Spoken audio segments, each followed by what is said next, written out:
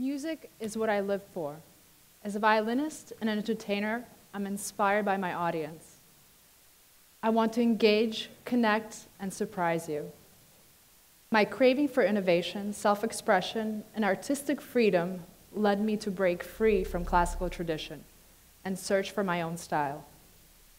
During that search, I performed solo works, as well as with chamber ensembles, symphony orchestras, jazz bands, my favorite DJs, hip-hop artists, even a human beatbox. Today, I'm proud to be a part of Bonafyde Record Label. I will be releasing my album this month. I was born in Riga, Latvia.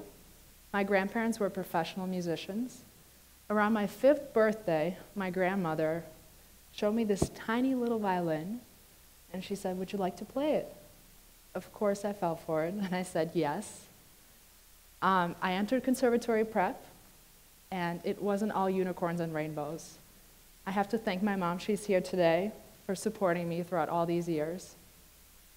My earliest musical memories are not only of classical music, not only Brahms, not Tchaikovsky, not Bach, it's also of pop music.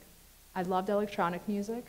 I was fascinated with the synthesized sounds and repetitive form. At 16, I moved to the United States. I was discovering a new culture. I was trying to figure out how I fit in and where. Chicago is an amazing city. It is culturally and artistically vibrant.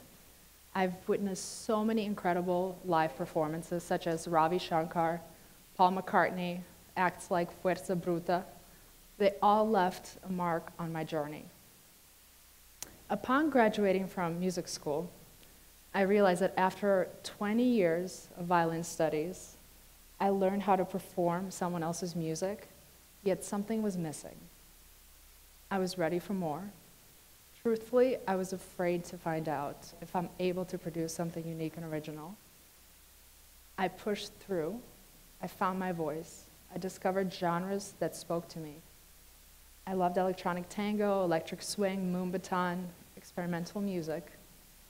All those experiences led me to improvisation.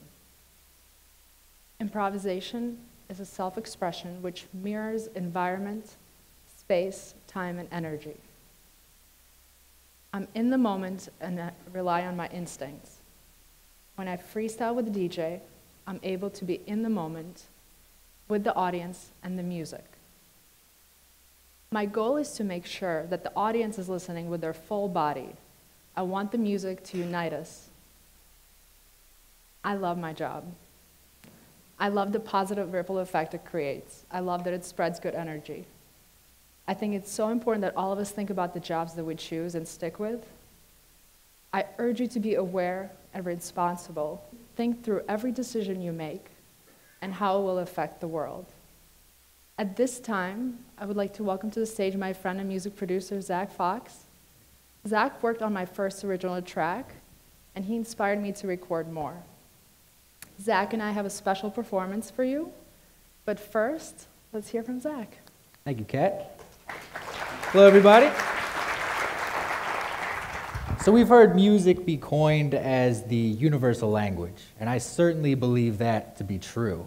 I think it's fascinating that an artist can set an intention and we can hear his intention or we can feel his intention. We can experience the emotion that he's trying to effectively express throughout that song.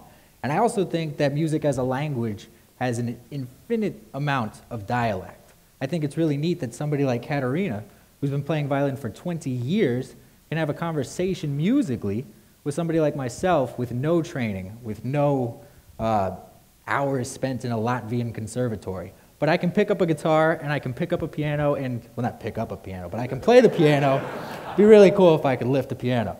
But we can communicate effectively with just improvising. We can feel what intervals are going to be the right step. We can predict each other's next move. And as a music producer, that's what I love most about my job. It's a lot more than just pressing buttons and turning knobs and coaching performances. It's about getting inside an artist's head and saying to them, what do you want this song to look like? What do you want this song to feel like?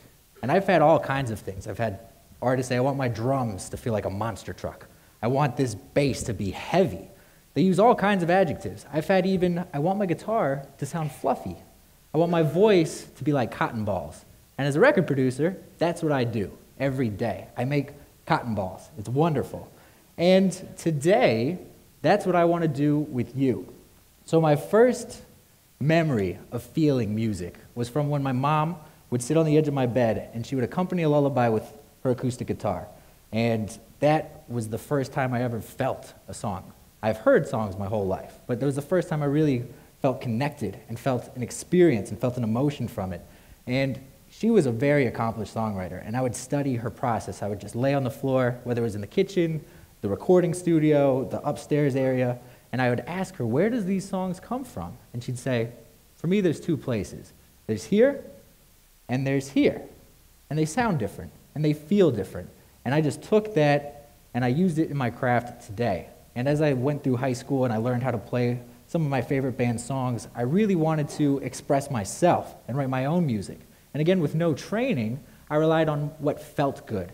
I started to understand how intervals could play with one another. I started to develop a sense of melody, and I started to realize that certain chords created certain reactions in people. How a chord can sound scary, or sound happy, or make you feel sad. And that truly was exciting for me. So now, I apply that back to my craft, and I see sounds. Notes started to take shapes, tones started to take color, and now I can even score memories without words, and it just feels great. And that's the experiment we want to run with you guys today. So we are going to put images on the screens here, and you have these glow sticks in your hand, and each image has a correlating box underneath it.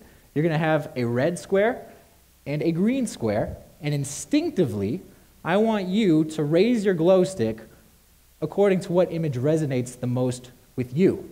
And hold your glow stick high so that we can see them. And by taking a quick survey, your input, the ratio of red to green, is going to affect what we play live here on stage. We're going to improvise based solely on the images and the way they make you feel. So are you guys ready? Yeah. Awesome. So let's try this out first. Let's have a test question. And some market researchers are going to love this next one. So raise your glow stick with the correlating one that resonates the most with you. Awesome. Love my iPhone. All right, do you think you can handle the full run? Are you ready? Let's do it. First, are you guys happy or are you sad? They're happy.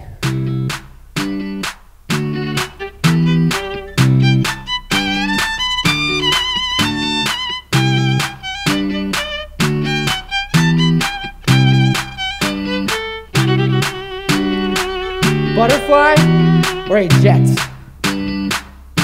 Oh, it's a butterfly.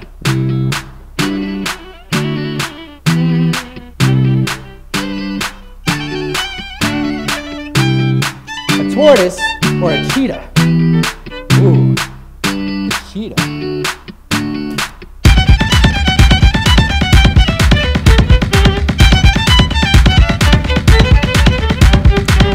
An empty warehouse or a complex labyrinth?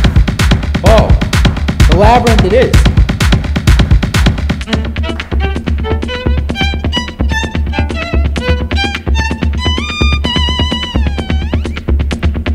Earth or Mars?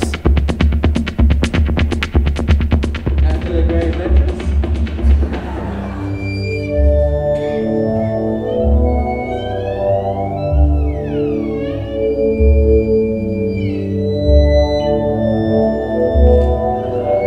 Light or heavy?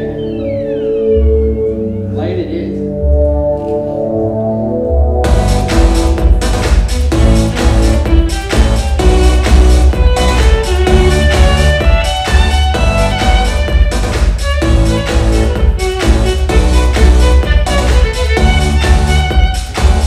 Put your glow sticks down. And if everybody can stand up.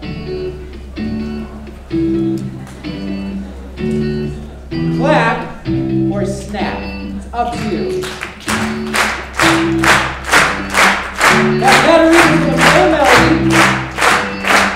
Orleans